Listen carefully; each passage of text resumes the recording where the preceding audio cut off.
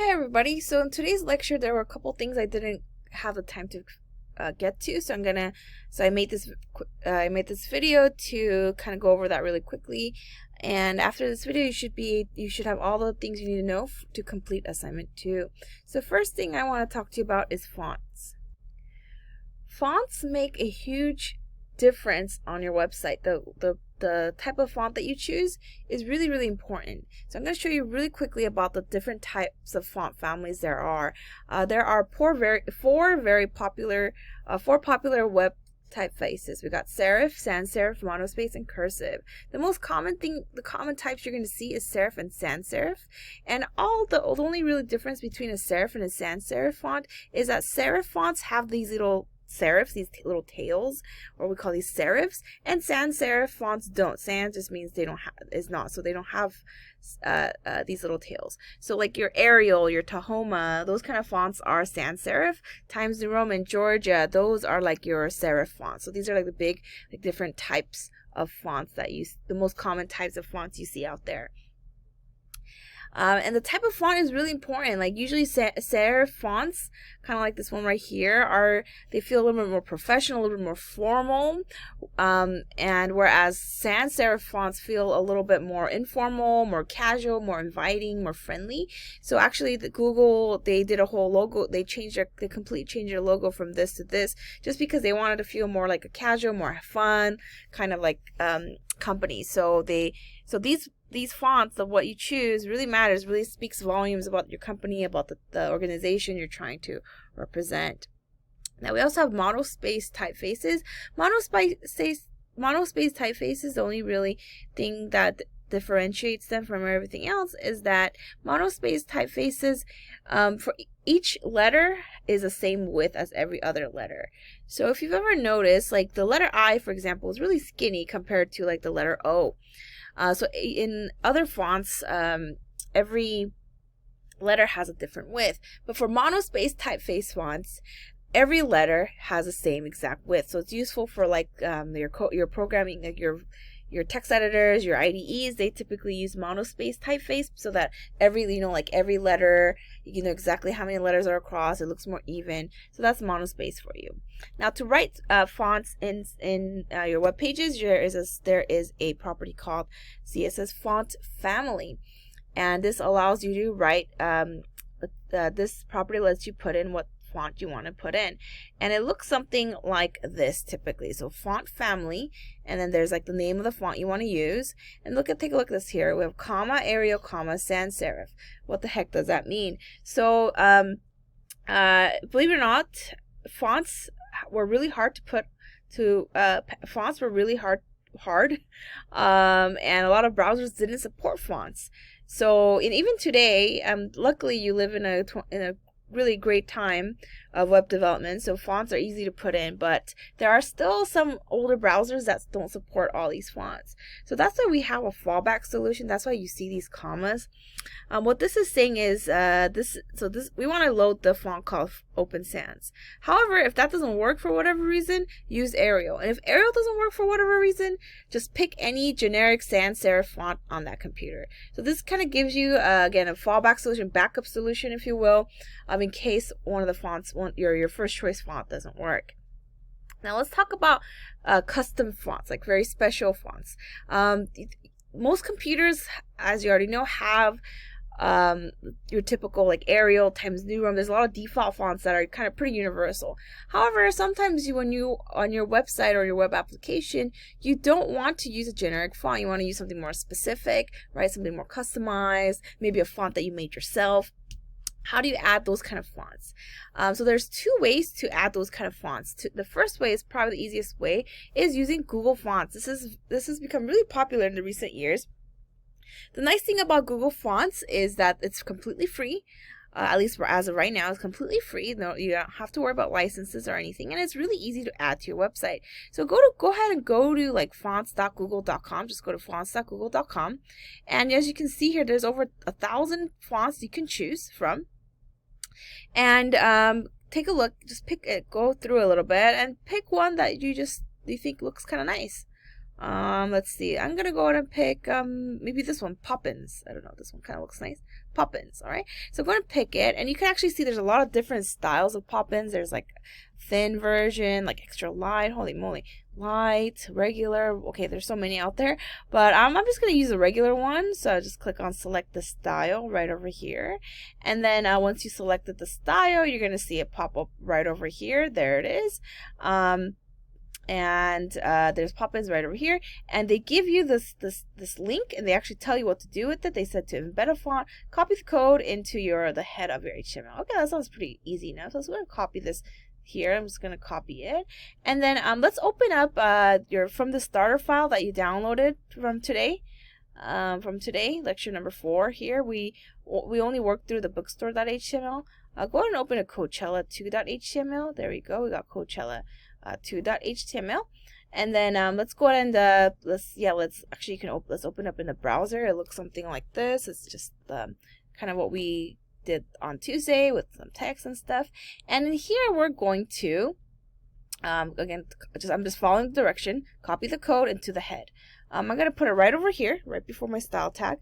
There we go. And if I save it and refresh it, nothing quite happens yet, because all this link tag does, this is new actually. Usually they only give you 1 link tag, but in this case it looks like they're giving you 2 link tags.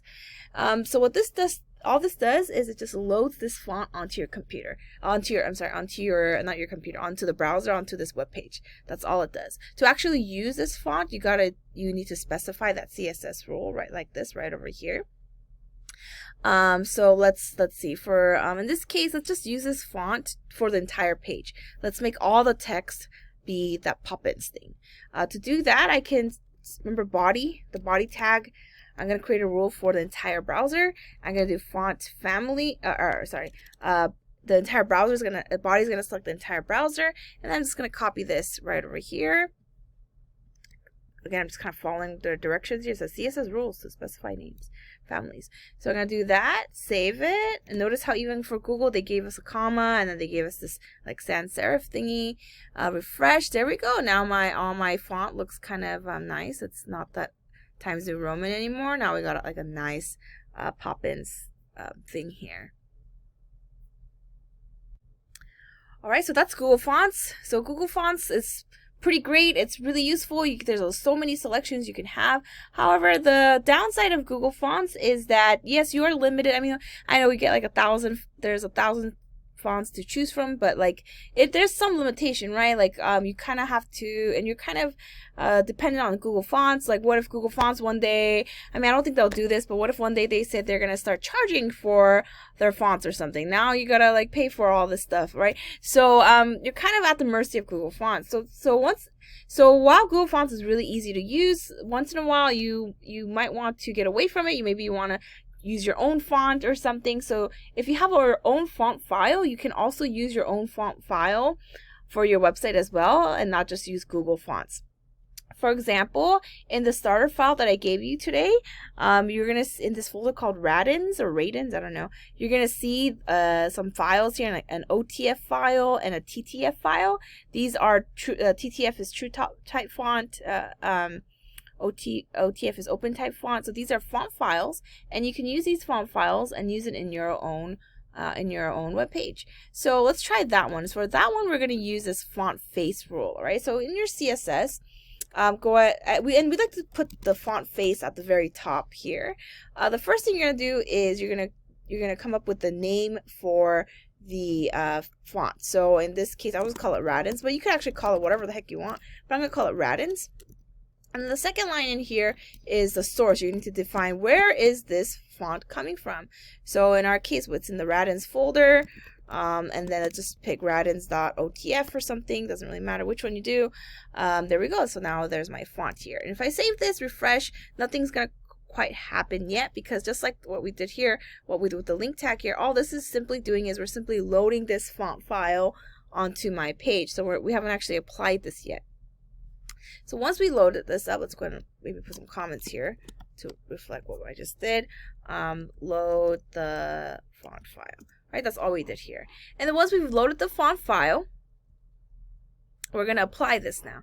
So there's this word Coachella, right? Coachella here. It's this one actually, header H1. So I can now apply this specific this specific font file, Radens, right? Radens. And let's do like sans serif, like that. Okay, and there we go. Now, it's kind of small, but there we go. We got the font family Radens. So it's, I declared it here. I loaded the font file here, and then I actually use it here. Oh, excuse me. And maybe, if I want to make this bigger, maybe I can make this bigger, like 60 pixels or something. But yeah, there we go. All right, so that's how you can add your own fonts. There's another, there's a website called thefont.com, and they have a lot of really cool fonts if you want to look at some other fancy fonts out there. Ooh, this is kind of cool, right? And a lot of these are made by people, and as you can see, they're free for personal use. But you gotta, these font files, you gotta kind of have to read the fine print. So they're usually like free for personal use, but if you're using it for like an actual business or something, they require you to purchase some kind of license. So yeah, but besides that, the font is pretty good for just personal stuff. Yeah, so there you go. That's fonts. Now we gotta talk about, yes, before we would talk about positions, there's one more thing I want to show you. There's another thing I want to show you. I want to show you these how to make these hover kind of effects. Some basic hover effects. So let me show you that real quick. Right over here. So let's make these boxes like hoverable. When I hover it over it, the background color changes or something like that. Before I do that though, let's kind of review the HTML structure of my these columns. So I'm just going to open up my inspect just because it's a little bit easier to see it. So I have, first of all, a div with an ID artist. Then that's like the blue big div here. And in that div, I have an H2 tag up there. And then I have these children called with the class divs with the class column. I got 3 of them. All right, so these are the children. And then the column have, also inside the column divs, I have an image and an H3 tag. All right, there you go. So I got column divs inside of divs. And when you're setting up even for your assignment 2, when you're doing, when you're creating your columns and your related products and stuff, this is a format you want to follow. You want to have, you want to use divs everywhere. You want to put divs inside of divs, create a div per column, and inside those divs, add the images and add the text or whatever you need to do. All right, so this is the relationship I got here. So column again is a parent, image is a child, H3 is another child of column. Alrighty. So what I want to do is when somebody hovers over any of the columns, I want the background color to change. And you can kind of see right here that my column has a background color, this yellow background color. That's the default. And then if you actually look, there is the CSS right over here. Okay. By the way, this is very useful. You want to use it in your assignment as well. What this is saying is, hey, all my images, make sure it fits. Just the width, just set it to 100%. Just set it so that it's going to fit within its parent, which is my column. Because if I didn't have this, pictures will just go outside. Like the images they don't, like the width is just going to be as wide as it wants to be. So doing width 100% it just ensures that your image is fitting 100% within your divs. So even in your assignment 2, again, I'm going to throw out a bunch of hints for assignment 2. Even in your assignment 2, when you're creating your related products especially, do the same thing. Create a div for each related product, and then put the image in there in the column. And the image, just set the related product image size to width 100% so that it fits in your column. And that's all you have to do with the image. Don't do anything else with the image. Don't float your images, right? Don't float your images. Don't change the margin of your images. Doesn't quite make sense. Make the column do all the work for you. Make the columns do the floating, the padding, and everything. The image is just going to stay there. Just going to have a width 100%. All right, so going back to my column here, my artist column here. So when I hover over the column, I want it to change the color. So here's the CSS rule I'm going to write. I'm going to do artist column, and I'm going to do colon, hover. All right, and I'm going to do background color, black. Okay, so I'm simply saying, so artist is the parent, so we're just leaving it there. I don't need to have it there, but it's there. So I'm saying when I hover over a column, okay, when I hover over a column, we call these pseudo classes, semicolon and then hover. I'm simply saying when I hover over column, that column that I just hovered over, change the background color to black. So let's go ahead and save it, refresh, and ta-da, yay! Pretty straightforward. However, we got a little problem here. The artist name is also black, so it looks like it's hiding. So I need to change the name of the artist as well. I want to change the color of the artist name when I hover.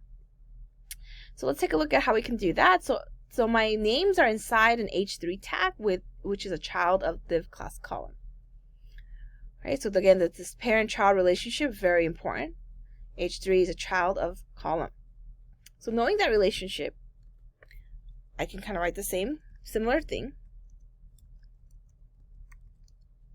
Space H3 color white. Right? So what is this saying? So this is saying I'm very specific here. When somebody hovers over the column, the box, the div, okay, when they hover over it, I didn't save this yet. Look for the H3 tag within the column div, right, within the column. So we're still following the parent-child relationship here. So when I hover over the column, look for an H3 inside the column div. I look for the H3 inside the column div and change that H3 to color white. Refresh. There we go.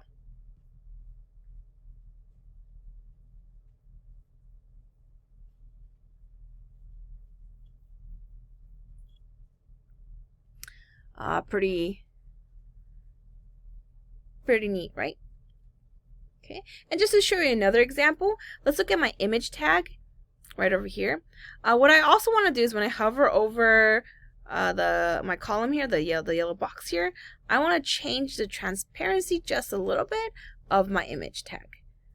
So that it kind of has a little bit of fade effect. So same idea, very similar to what I just did. Artists, column, hover, image, right? And I'm going to do opacity 0.6. All right, I'm just picking it up. Remember, opacity alters the transparency of something. So if I save this and I refresh and I kind of hover, notice how, can you see how the image is slightly transparent? It kind of feels like it kind of faded or something. There you go. It's the same idea. When I hover over the column, the box, go look for the image, the child image, change the opacity to 0.6. Now remember, if I do opacity 0, it completely hides it, right? So you want to pick something, maybe 0.7. I don't know. There you go. So those are some basic hover things you can do, and you can go crazy with this. You could add all kinds of hover effects, but there you go, some basic hover techniques. However, I want to do one more thing here. I want to make this hover effect even more cooler. I want to do something like this, where when I hover over the artist, we see a date show up on the top right, like a date, like this. And notice how the date, like this, so date April 12th, 19th. Notice how this date box here goes on top. It overlaps my picture underneath. Actually, look over here, and this green thing is overlapping everything else too, right? So look at this overlapping effect. So now that we kind of understand how to make things horizontally and vertically, the third thing we got to talk about is how do we make things overlap each other, if you will. How do you put things on the z-index? So if you got the the x-axis, we got the y-axis and the x-axis covered. What about the z-index? How can we have the date things show up on top of other things? Okay, this is where positions come in. There is a CSS property called position, and what it does is it lifts elements out of what we call the normal flow of the document, and it positions it accordingly. So again, by default, when you write HTML, everything goes from top to bottom, or left to right if you do float. But what position does is it literally lifts, if you could imagine, it lifts any HTML element out, and you could put it on, and it could be put on top of anywhere you want. And these are the 4 different values the CSS position property can have: static, fixed, relative, and absolute. By default, all of your HTML elements have a position of static, meaning it doesn't do anything. That's just a default, and it's just normal. It's normal. It doesn't have any position. But the moment we add position, we change an element's position to fixed or relative or absolute, we're going to see some interesting things happen. So let's go ahead and play around with that one. If you scroll down a little bit, you're going to see 3 divs, like an orange div and a red div and a green div here. If you scroll down your CSS around line 76 or so, I have some basic CSS rules set up for them. So I got the relative div has a background color orange, absolute div has a background color red, and so on and so forth. And if you want to check out the HTML structure, they're just all simple divs. They're not anything special. So let's go ahead and add some position properties to this. So by default, like I said, by default, all your HTML elements default has position static. So it's not gonna, it's not gonna do anything. However, the moment we change it, let me show you the first one, position relative. Right, the moment we change this to position relative, I can do things like this. I can add a top. So let me just go ahead and pick random numbers right now. Left. All right, let's take a look at what that does. Whoa, okay, interesting. Two things kind of happened here. First of all, my orange div moved. Okay, it moved like that. We have an offset of 40 pixels on top, left 100 pixels. And notice how my orange div is on top, is overlapping the red and the green div. It's just on top of it. Okay, so by the way, if I didn't have position relative, if it was commented out, that wouldn't have, the top left doesn't work. It only works if I have a position relative or one of these positions here. So using this position relative and using top left properties, you can position an element to where you'd like, and it also overlaps another element. You could also do like negative values, so it goes the other way. There we go. Notice how it overlaps. And how the top left works is it positions itself in relation to its original location. So the orange div by default originally was over here, and then it moved itself top -40 and then left 100.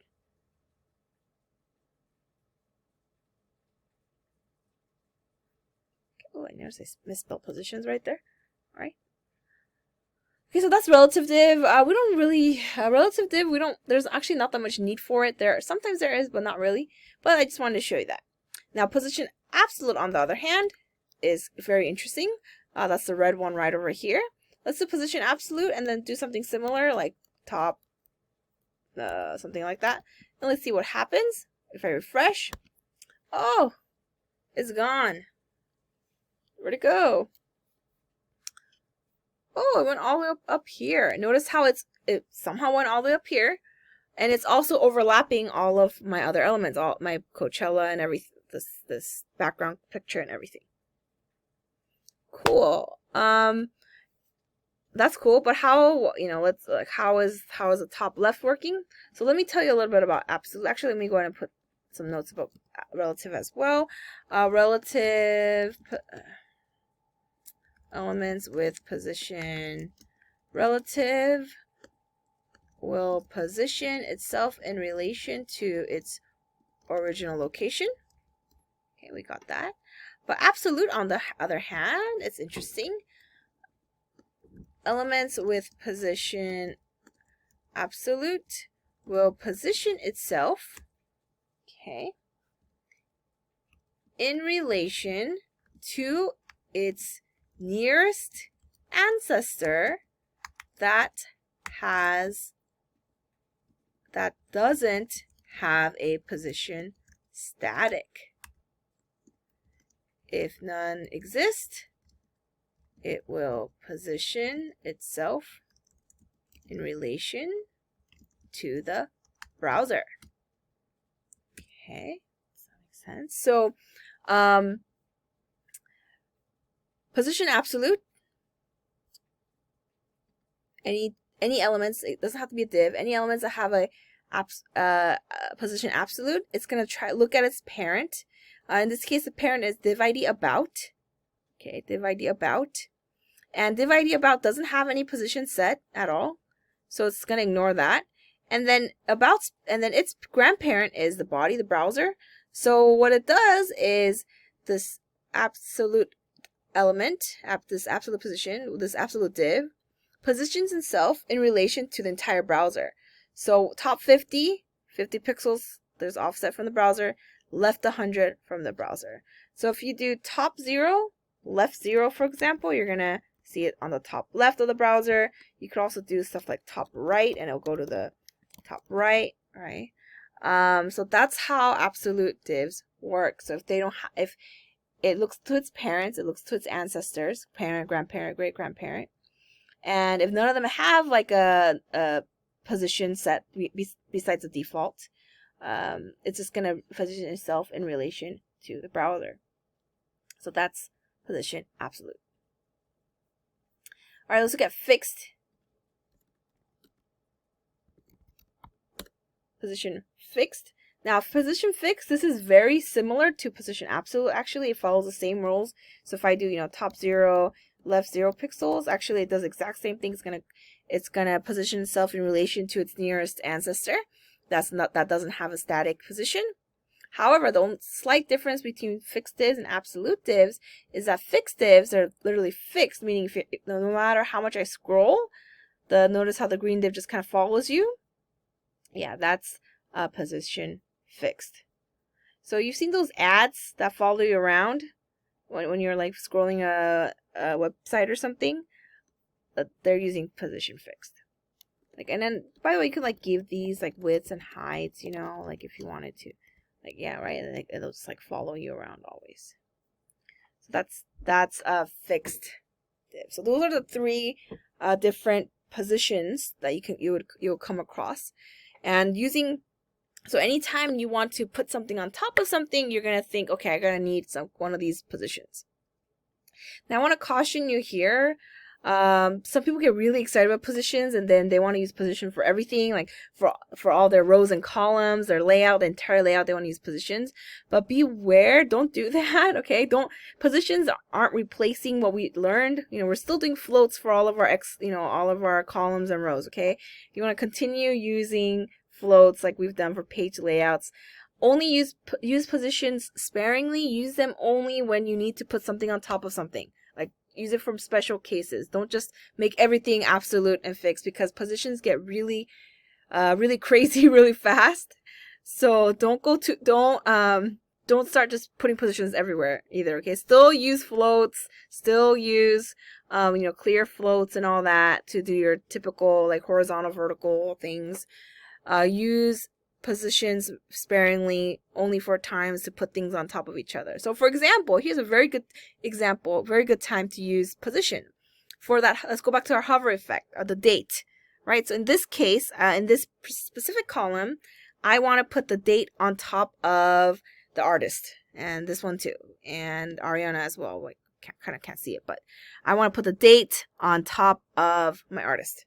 So this is a very specific case. So we're going to use position to accomplish this effect.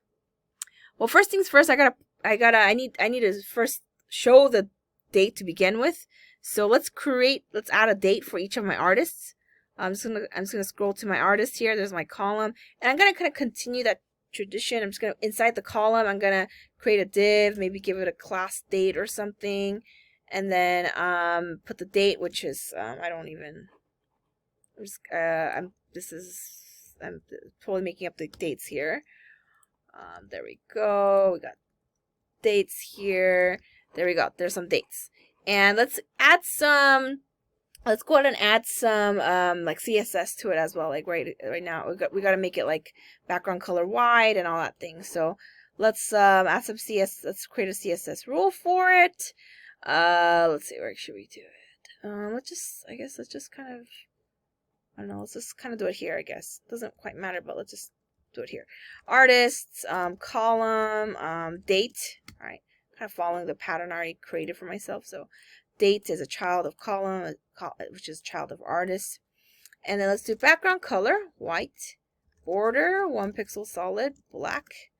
Maybe give it some, like maybe let's like the text line center to center it. Let's see what that looks like. Okay, that's like looking kind of nice. Let's bold it as well font weight bold. Let's add some padding maybe to there we go. And then actually let's make this a little bit thicker, maybe 2 pixels. What else? I mean, I could even change the width a little bit. Right? Remember, like if I do with 50%, it's gonna be like half, 50% of the box. Maybe I'll do like with 25%. I don't know. I mean, it doesn't really matter too much. I mean, I could just do 200 pixels as well. I mean, right? I mean, it doesn't matter too much. But okay, you know what? I'm just gonna, because we do percentages today. Let's just pick like a random percentage. All right, cool. So we have a date here. Awesome. Now I want to position this. I want to change this. I want to move the date to show on the top right. I want it to overlap my artist. So this is where I got to use position. So let's put it here. Use position to display the date on top of the artist. All right, so position. And for position, we have several options, or not necessarily. We have a few options. We have like the relative thing, for example, right? So let's try relative. So if I do position relative, I know that the date is going to move in relation to this original location. So I don't know, I guess if I put like maybe like negative 100 pixel, let's see, is that going to look good? Oh, okay, so I'm kind of moving it, and notice the date is overlapping everything. Maybe a little bit more. Right, almost there, right? 250 maybe, I don't know. Right, so we can technically use position relative and try to eyeball it and try to move our date as close as possible and things. But unfortunately, this is it's kind of hard to work with. Like, this is kind of annoying to have to try to like manually figure out how to position my date. So another, so let me, using relative is annoying, very manual. Okay, so instead of using this, let's go and comment out. We can use position absolute. All right, position absolute. Let's do like I'm just gonna put something for now. But however, if you recall, if you do position absolute, it's gonna, whoa, it's like way up there. Okay, it's way up there. But if you recall, right, what's the thing about position absolute? For position absolute, it's going to position itself to its nearest parent that doesn't have a static position. All right. Okay, what's the parent of date? It's going to be artist column. Let me just put the CSS rule here. All right, artist column. Okay. So if I make artist column, if I set the position to something not static,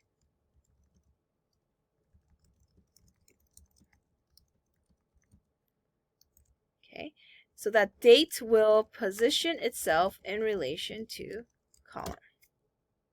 Okay, so now if I do this, and I'm going to change this to top like 0, right? Let's see what happens. Oh, okay. So what this does is it takes the position of my date and it's going to move it in relation to the direct parent, which is column. So my column is this for each of them. It's going to say move it to top 0 within my parent, within my column. So position relative, adding it here, in a sense gives you a boundary now. So it's always going to my date is only going to move within column now, thanks to this parent-child relationship we have. So if I do top 0 and I do left 0, it's going to be now top left of not the browser, but of its parent, which is artist column. Again, column is the yellow box here. So if you do top right 0, it's going to become on the top right corner of my column as well. Oh, okay. So using a combination like this of position relative and position absolute, you can achieve overlapping effects like this. Is that neat?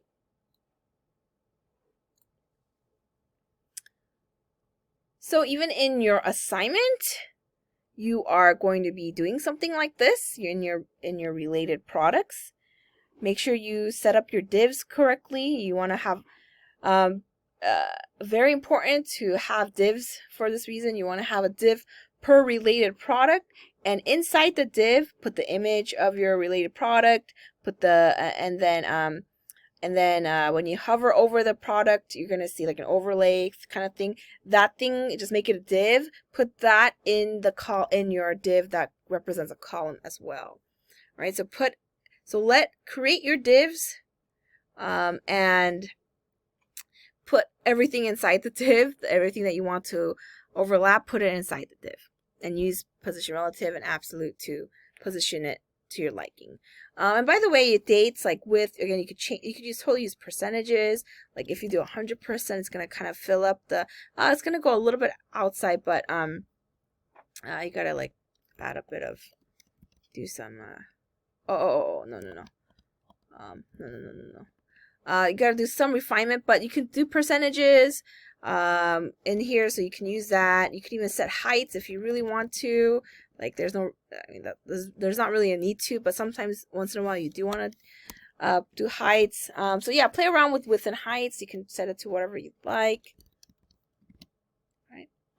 Okay, and then last thing I want to show you then is, and like in this example here, by default, I want to hide the date. And when I hover over the column, that's when I want to show the date. All right, so let's go ahead and do that. So by default, let's go ahead and add some CSS in here. Let's go ahead and hide this. By default, hide the date. And there are 3 ways, if you recall from the earlier part of today's lecture, there are actually 3 ways to hide an element. Pick one. Right, so if you remember, there's opacity. You could do opacity 0. You could display none. You could do visibility hidden. Any of these are gonna work for you. I'll just pick visibility hidden. There we go. Now they're all hidden. Okay, and then when I hover over the column, so going back to my hover effect stuff again, column. When I hover over my column, I want to go grab my date inside my column, and I'm going to change my visibility to visible, the opposite. So now I get a nice, there you go. When I hover over my column, my date is shown. Yay! Alrighty, so these are going to give you, this should be enough to help you finish up those hover effects and fonts and stuff for your assignment 2. If you have any questions, we're going to have some office hours between today and Monday. It's due on Monday, don't forget. And also you can ask on Piazza. When you ask questions on Piazza, and if you have very specific code questions, we recommend that you upload your code to FileZilla and give us the link, post the link on Piazza, so that our TAs can easily locate your file and they can easily kind of look at your code. It's really useful for like very specific code questions. So that's like one way you wanna one tip I could give you to ask questions efficiently. All right, so that's it. Have a great weekend, everyone. I will see you next Tuesday.